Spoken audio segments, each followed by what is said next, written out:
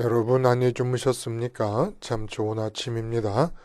우리 4월 10일 화요일 말씀으로 드리는 오늘의 번제 함께 합니다. 잠언 7장 말씀 27절까지 기록되어 있는데 우리는 6절부터 18절까지만 같이 읽습니다. 좀 깁니다마는 같이 읽겠습니다. 시작. 내가 내 집 들창으로 살창으로 내다보다가 어리석은 자 중에 젊은이 가운데 한 지혜 없는 자를 보았노라. 그가 거리를 지나 음녀의 골목 모퉁이로 가까이 하여 그의 집 쪽으로 가는데 저물 때 황혼 때 깊은 밤 흑암 중에라. 그때에 기생의 옷을 입은 간교한 여인이 그를 맞으니 이 여인은 떠들며 완악하며 그의 발이 집에 머물지 아니하여 어떤 때에는 거리 어떤 때에는 광장 또 모퉁이마다 서서 사람을 기다리는 자라. 그 여인이 그를 붙잡고 그에게 입맞추며 부끄러움을 모르는 얼굴로 그에게 말하되 내가 화목제를 드려 서원한 것을 오늘 갚았노라. 이러므로 내가 너를 맞으려고 나와 네 얼굴을 찾다가 너를 만났도다. 내 침상에는 요와 애굽의 문이 있는 이불을 폈고 모략과 침향과 계피를 뿌렸노라. 오라 우리가 아침까지 흡족하게 서로 사랑하며 사랑함으로 희락하자.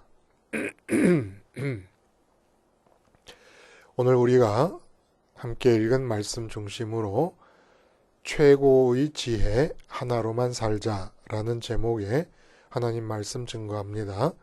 최고의 지혜 하나로만 살자. 최고의 지혜가 있고 우리가 그것을 알 수 있다면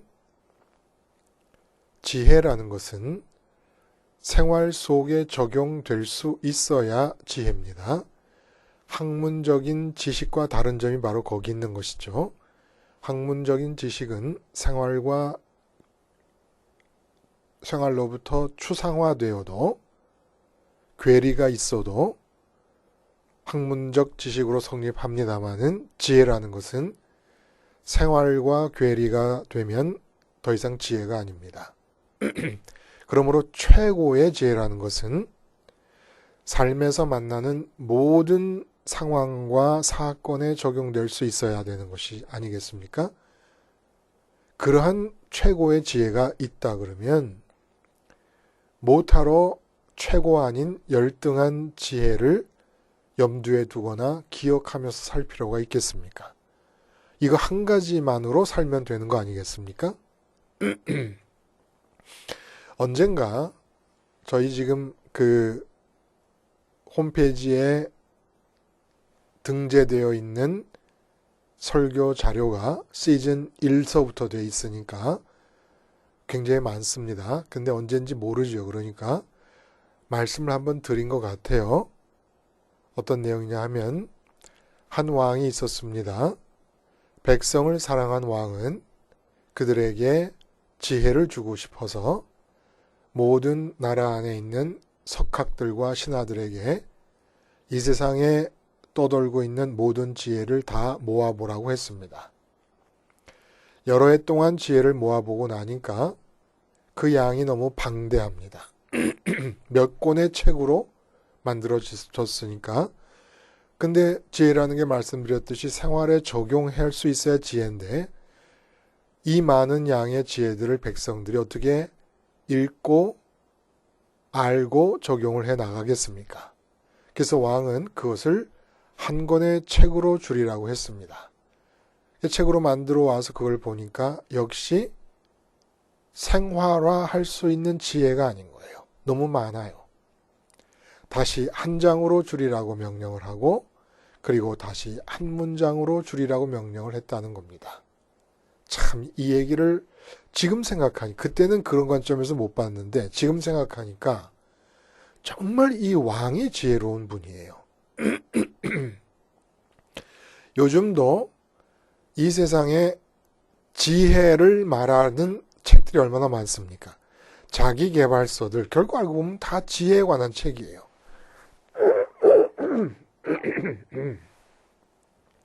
지혜에 관한 책인데 예를 들어 그 유명한 성공하는 사람들의 7가지 습관.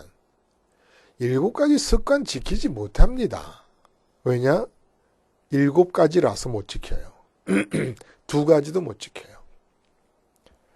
생활 속에서 바쁘게 돌아가는 생활과 삶의 현장에서 3가지, 2가지를 못 지켜요. 단 한 가지가 제공되어야 되고 한 가지가 제공되어도 지킬까 말까 한 것이 사람의 형편이에요.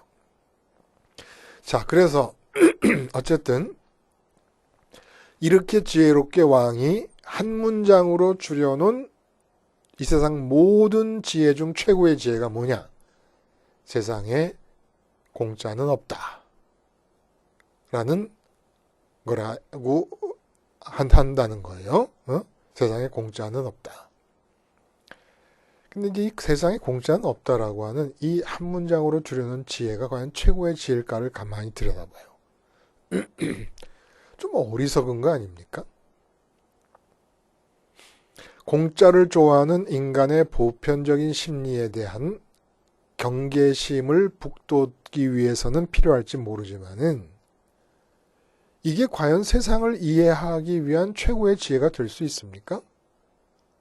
내게 유익한 것, 좋은 것, 가치 있는 것을 원한다면 반드시 그에 합당한 대가를 치르라라는 말을 담고 있는 것이죠.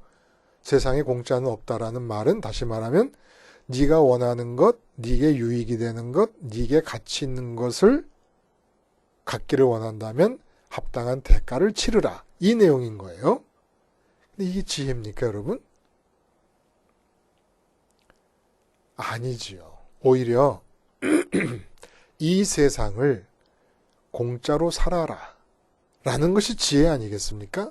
에덴 동산의 상황을 보면, 복음을 알고 있는 우리들의 입장에서 보면 그 공짜를 다른 말로 하면 성경적 언어로 말하면 은혜니까 세상을 은혜로 사는 것, 이게 더 맞는 얘기 아니겠어요? 사실은 부모님도 공짜고 내 몸도 공짜고 내 외모도 공짜고 대한민국 국민이 된 것도 공짜고 들이마시는 공기도 공짜고 물도 사실은 뭐 얼마 전까지만 해도 다 공짜로 마시며 살고 있지 않았습니까? 수도가 생기기 전에야 다 공짜였지요. 물이라는 게. 공짜로 시작하고 공짜로 살다가 공짜로 죽는 거예요. 어떻게 보면 인간은. 근데 정말로 세상에 공짜는 없다라고 하는 이것이 지혜인 양, 이 세상에 등장한 모든 지혜서들은 다 세상에 공짜는 없다라는 얘기를 하고 있어요. 여러분, 혹시 이 세상에 지금 우리 시대에 범람하고 있는 모든 종류의 자기계발서들의 원조격인 책을 혹시 알고 계십니까? 1850년대에 쓰인 책이에요. 미국 사람 사무엘 스마일스겠죠? 사무엘 스마일스라고 하는 사람이 쓴 책의 제목이 셀프 헬프입니다. 그러니까 자조, 자기 스스로를 도와라. 내용인즉슨 뭐냐면 성공과 부를 이루기 위해서는 자기 스스로를 도와라. 자기 스스로를 돕는다는 얘기는 끊임없이 근면하게 노력하라 라는 얘기입니다. 그러니까 정말 세상에 공짜는 없다라고 하는 그 말이 세상 사람들에게는 지혜이긴 한가 봐요. 성공과 부를 이루기 위해 노력하는 자만이 승리의 월계관을 쓸 수 있다라는 그런 얘기를 해주고 있더라는 겁니다. 성경이 말한 최고의 지혜를 결론부터 말씀드려요. 여러분 궁금해하실 것 같으니까. 최고의 지혜는 하나님만이 유일하신 나의 만족과 기쁨이시다라는 겁니다. 이게 최고의 지혜예요. 자, 돈 문제가 생겼다. 그럼 그 돈 문제에 적용할 수 있는 최고의 지혜는, 이 돈 문제는 나의 궁극적인 만족과 기쁨, 내가 웃을 수 있음과는 아무 상관이 없다. 이게 지혜라는 거예요. 그러한 지혜를 가지고 돈 문제를 손대기 전에 먼저 나에게 유일한 만족과 기쁨은 하나님 뿐이시다. 하늘에 계신 하나님 뿐이시다. 해서 땅에 있는 돈에 대해서 죽고 하나님만으로 만족과 기쁨을 추구하는 겁니다.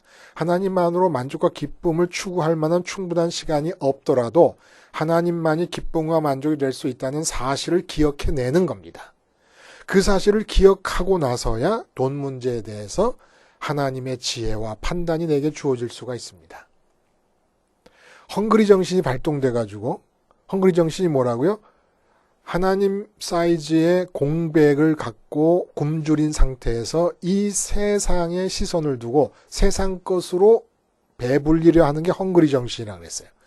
헝그리 정신으로 돈 문제에 관여하고 돈 문제를 해결하려고 그러면 점점 더 얽힐 뿐이고 해결됐다 그래도 바닷물을 마신 격이 될 것입니다. 자녀 문제가 나타났다. 마찬가지예요. 자녀의 문제는 나랑 아무 상관이 없다. 내 기쁨과 만족과는 아무 상관이 없다. 자녀 문제에 헝그리 정신으로 달려들면 안 돼요. 자녀 문제를 해결함을 통해서 내가 기쁨과 만족을 얻으려 하면 절대 안 돼요. 마음의 배를 부리려 하면 안 된다. 이게 어리석은 거라는 겁니다. 최고의 지혜는 뭡니까? 세상에서 어떤 문제를 만나더라도 내가 기뻐서 웃을 수 있고 만족할 수 있고 감사할 수 있는 이유는 하늘에 계신 하나님 아버지 때문인 것이지 지금 내게 주어지는 문제나 상황이나 사건이나 대상들 때문이 아니라는 것. 이게 최고의 지혜라는 겁니다. 이렇게 알고 세상에서 처한 상황에 접근할 때 하나님의 판단과 하나님의 계획과 하나님의 소원이 내게 나의 지혜로 주어질 수 있다는 거예요. 최고의 지혜요. 이 최고의 지혜를 말하면서 그 최고의 지혜를 우리에게 전달하기 위한 그릇으로 음행에 관한 이야기를 또 얘기하고 있는 겁니다. 도대체 음행과 이 최고의 지혜와 음행이라고 하는 건 도덕적인 문제가 아닐까 싶은 생각이 들지 않습니까?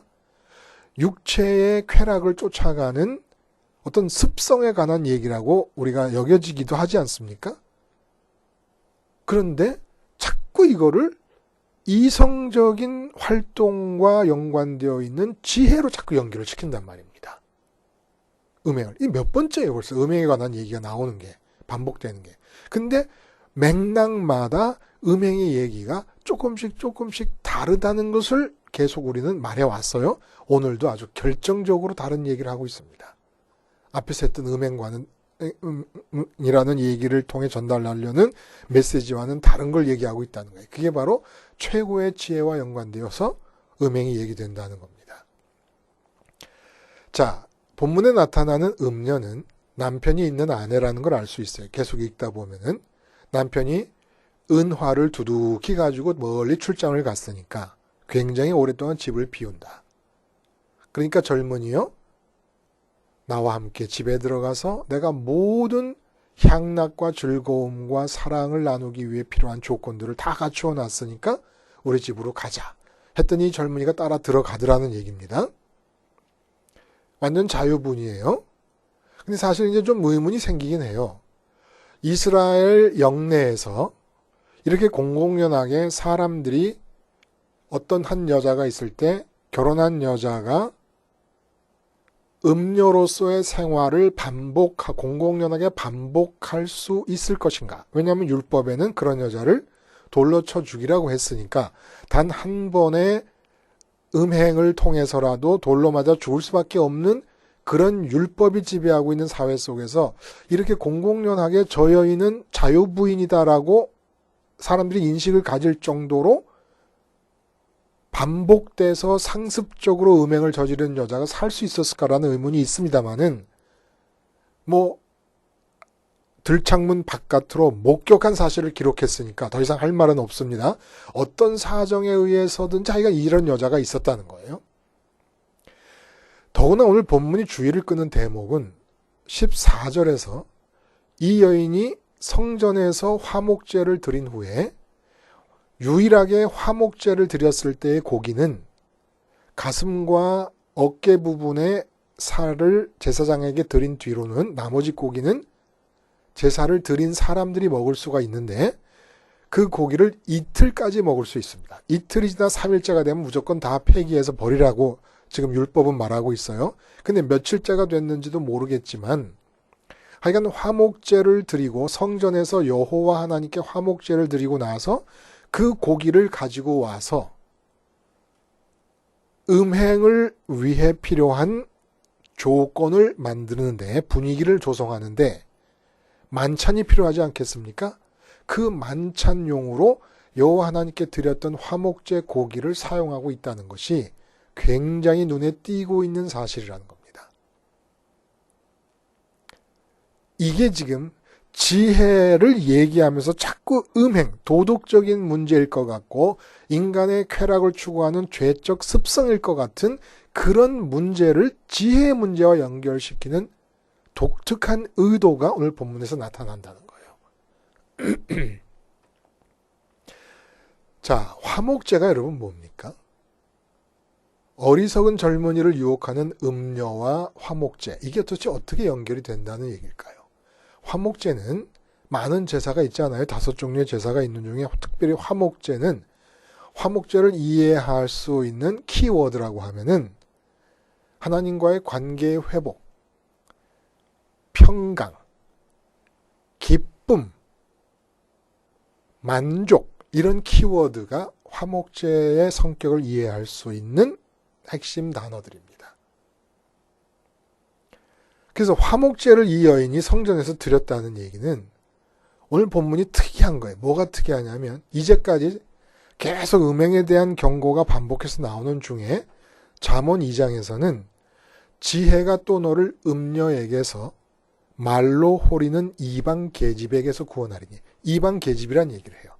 잠언 5장에도 반복됩니다. 근데 잠언 5장에는 뭐라 그러냐면은 내 아들아 어찌하여 음녀를 연모하겠으며 어찌하여 이방 계집의 가슴을 안겠느냐 얘기합니다. 이방 계집이란 얘기가 또 나와요. 음녀와 이방 계집이 동일시됩니다. 잠언 6장 바로 앞에는 뭐라고 얘기합니까? 이것이 너를 지켜 악한 여인의, 이것이 아니라 지혜를 말하는 거예요. 이방 여인의 혀로 호리는 말에 빠지지 않게 하리라. 다 이방 여인과 음녀를 동일시했어요. 근데 오늘 본문의 음녀는 버젓이 여호와의 성전에 들어가서 여호와 하나님의 이름을 부르며 화목제사를 드렸다는 겁니다. 여호와 하나님께 화목제사를 드렸다는 뜻은 화목제의 본래 의미를 생각하면 무슨 뜻입니까? 여호와 하나님과의 관계를 회복했고 관계가 회복됐으므로 여호와 하나님과 내가 하나로 연합되었으며 하나로 연합되었기 때문에 내 마음에 하나님 크기로 비어있던 마음의 공백이 들이찼으므로 이제 나는 여호와 하나님으로 만족하고 여호와 하나님으로 기쁘다라는 고백이 화목제와 연결이 되어야 된다는 겁니다. 근데 이게 웬일입니까? 그래서 화목제를 드린 뒤에 고기를 먹으면 배부름의 제사가 화목제밖에 없는 거예요. 이 육체의 배부름이 뜻하는 바가 뭡니까?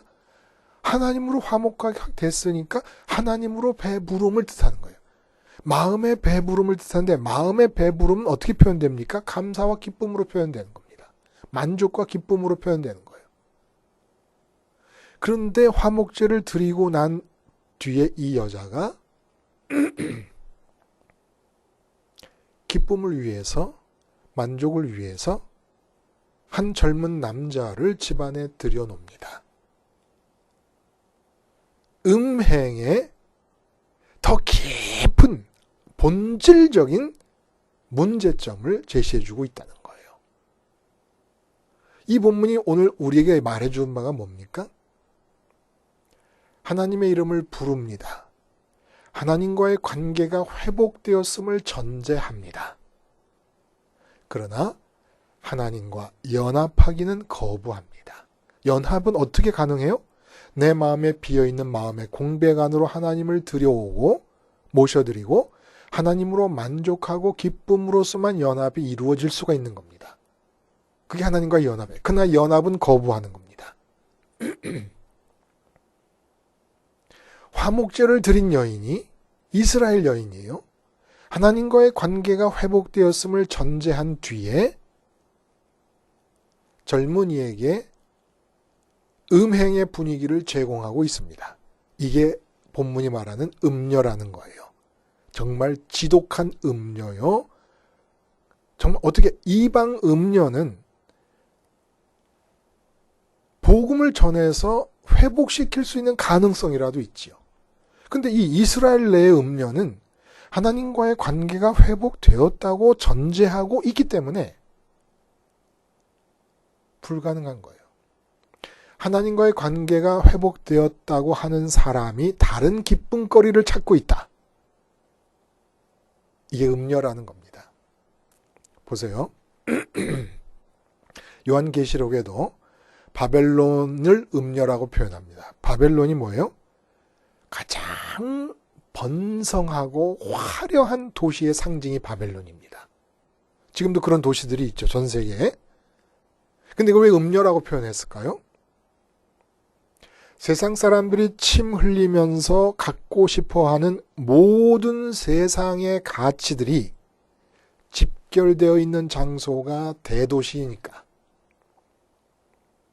그 대도시에 들어가서 세상 사람 모두가 침 흘리며 갖고 싶어하는 가치를 추구하는 경쟁에 뛰어들고 싶고 경쟁에서 앞서고 싶어하는 게 인간의 심리입니다. 그래서 바벨론이 모든 음녀들의 어머니라 그래요. 음녀일 뿐만 아니라 음녀들의 어머니라고 얘기를 합니다. 바벨론이 세상 가치의 집결지이기 때문에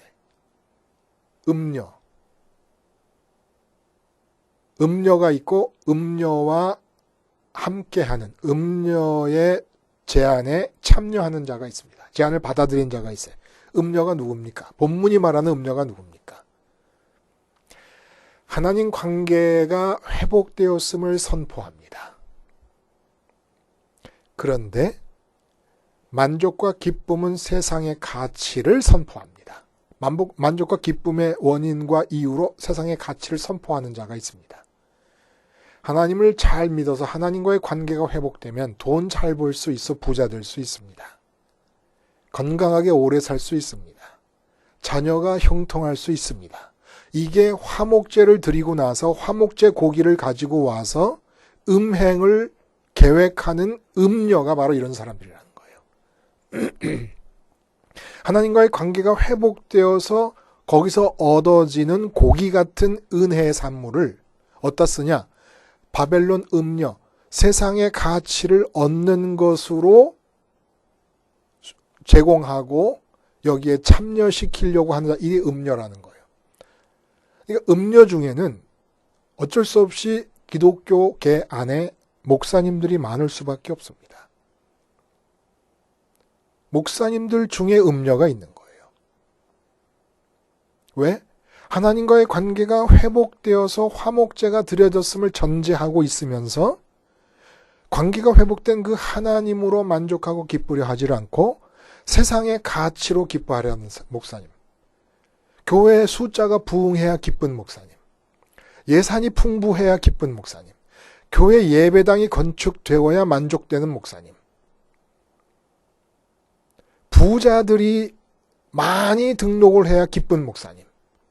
다 음녀라는 거예요. 이런 분들이 교인들에게 제공합니다. 오늘 음녀가 제공한 거 똑같은 거예요. 애굽에 담요를 깔아놓고 계피와 모략 그 향기를 다 뿌려놓고 그리고 배고프면 안 되니까 하나님으로부터 오는 은혜가 있고 하나님으로부터 주어지는 능력이 있으므로 화목제 고기로 만찬을 우리가 즐기면서 나와 음행하자 해서 음행의 여건을 만들어주는 겁니다. 이게 음녀예요. 그리고 어리석은 자가 누굽니까? 바로 이러한 음녀의 제안과 음녀가 제공하는 것들을 받아들이는 자들입니다. 아, 그래. 하나님과의 관계가 회복하는 화목제사를 이룬 뒤에는 이제 이 세상 것의 가치들을 얻어서 기뻐하자. 화목제를 이뤘으면 그곳에서 화목하게 된 하나님 자신으로 기뻐해야 되는 겁니다. 이게 복음이에요. 만족해야 되는 거예요. 그게 끝나는 거예요. 그러니까 잘 알고 예수 믿어야 돼요. 처음부터 음녀들이 제공하는 기독교와 복음을 듣고 예수를 믿었기 때문에 음녀의 제안에 동참하는 어리석은 자들이 돼버린 겁니다. 우리 모두가. 오늘 음행에 대한 경고는 육체적인 음행이 아니라 화목제라고 하는 단어가 들어가면서 완전히 영적인 간음으로 주제가 바뀌어버립니다. 앞에서 얘기했던 것들과 다른 거예요.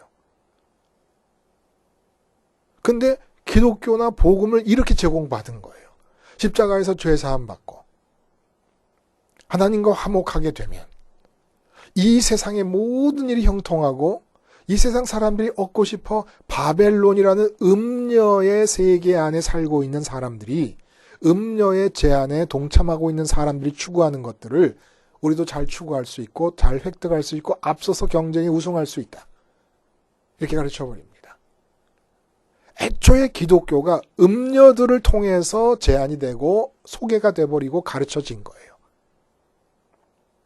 기독교인이 된다는 것, 복음을 받아들인다는 것은 운명과 팔자가 바뀌어버리는 겁니다. 세상에 대해 죽는다는 것은 세상에 대해서는 어떤 것도 기뻐할 자격이 없어짐을 말합니다. 실제로 하나님으로 기쁘면 자격이라는 문제가 어울리지 않아요. 자격이라는 단어가 어울리지 않고 기뻐할 필요가 없어요. 기쁨을 위해 만족을 위해서 세상 것이 필요 없는 상황이 돼버려요. 하나님으로 기뻐할 수 있다면. 근데 그렇게 하나님으로 충만하지 못한 상태라도 기독교인과 복음을 수용한 자의 운명과 판단과 생각은 어떻게 봐? 최고의 지혜가 발동되어야 된다는 겁니다. 내가 지금 돈이 없지만 건강이 없지만 성공한 것도 없고 세상에서 칭찬 들을 만한 일을 한 것도 없지만 이 모든 실패와 별 볼 일 없고 빈곤한 궁핍한 나의 처지는 궁극적인 나의 만족과 기쁨에 아무 상관이 없다. 또 설령 세상적으로 성공하고 기뻐했더라도 내 운명과 내 팔자는 그것으로 기뻐할 수 있는 운명과 팔자가 아니다. 팔자가 바뀌고 운명이 바뀌는 겁니다. 예수님 부활하시고 나서 40일 당신을 드러내시기 위해서 머무시는 기간 빼놓고 세상에서 사람들이 그렇게 좋다고 하는 것들 다 놔두고 그냥 하늘로 올라가 버리십니다. 33살 나이에. 33살 나이에. 그렇게 야멸차게 세상을 등지고 아버지 계신 하늘로 올라간 그분을 주님으로 모시는 것이 복음이에요. 그분을 따라가는 것이. 우리는 날 샜어요. 이 세상에서 기쁨거리를 찾으면 안 되는 존재들입니다. 하나님으로 기뻐지면 안 된다고 말할 필요가 없고 필요가 없는 거예요. 그런 것이. 그러나 하나님으로 기쁘지 않더라도 복음을 믿고 기독교에서 주님을 나의 주님으로 고백했다 그러면 내 판단은 어떻게 작용해야 되느냐.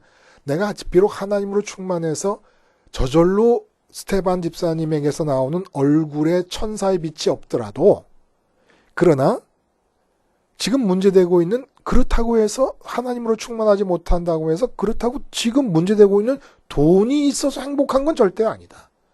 건강이 회복된다고 내가 궁극적으로 만족과 기쁨이 생기는 건 절대 아니다. 그렇게 결혼하고 싶었던 저 여자와 결혼해야만 만족과 기쁨이 생기는 건 절대 아니다. 오히려 만족과 기쁨이 생긴 뒤에 결혼도 해야 되지. 이 지혜가 발동해야 된다는 겁니다. 이게. 그래서 복음을 전하려면 이 세상에서 기쁨거리와 만족거리를 찾음을 아예 이제는 끝장낼 각오가 돼 있어야 됩니다라는 걸 알려줬어야 된다는 거예요. 처음부터. 그래서 완전히 다르게 살아야 되는 겁니다. 완전히 다르게 살아야 돼요. 아예 꿈도 꾸지 마세요. 꿈도 꾸지 마세요. 이 세상에 있는 것들로 기쁘고 만족하려는 꿈도 꾸지 마세요. 이 최고의 지혜를 가지고 만사를 대할 때 하나님의 지혜가 와요. 또 우리는 이제까지 거꾸로 얘기했어요. 내가 판단하지 않고 하나님의 판단을 구하면 하나님으로 충만해진다는 얘기를 했습니다. 그래서 이 상태를 또 이쪽 측면에서 보면 하나님으로 충만해지면 아니면 하나님만으로 충만해질 수 있다는 사실, 이 지혜를 기억하면 이어서 우리가 만나는 이 세상의 상황에 대한 지혜도 하나님으로부터 주어질 수가 있지요. 헝그리 정신이 발동하고 있는 가운데 하나님 지혜가 어떻게 주어지겠습니까? 그러니까 이렇게 하시면 되죠. 어떤 상황이 주어지고 어떤 사건이 주어지더라도 먼저 기억합니다. 최고의 지혜를 기억합니다. 이 세상에서 만나고 있는 상황과 대상, 사람들, 사건들은 내 기쁨과 만족에 아무 상관이 없다라는 걸 기억하는 겁니다. 그러면서 하나님의 판단을 구하는 겁니다. 나의 판단을 십자가에 못 박아 버리는 겁니다. 그러면 하나님께서 나의 기쁨이요 만족으로 내 안에 주어질 수가 있습니다. 이런 최고의 지혜에 이끌려지는 삶. 간단하잖아요? 만사에 하나님만이 기쁨과 만족이시다. 그럼 그 하나님 어떻게 내 하나님으로 가질 수가 있을까? 십자가밖에 없다는 겁니다. 십자가 생활하러 하나님 가지고 나서 생활에 주어지는 문제와 사건과 대상을 바라볼 때 완전히 다른 시각에서 보게 되는데 이제부터는 전부 하나님이 주시는 판단이 되는 겁니다. 기도하시겠습니다. 하나님 아버지, 최고의 지혜, 하나님만이 만족과 기쁨이 될 수 있다는 이것이 발동되어야 십자가를 붙잡을 명분이 생깁니다. 십자가 생활화를 통하여 나의 판단 죽이고 하나님으로 부름으로써 입술과 손끝과 발끝에서 하나님의 계획이 열매에 맺혀지는 삶을 살게 해 주시옵소서. 예수님의 이름으로 기도드리옵나이다. 아멘.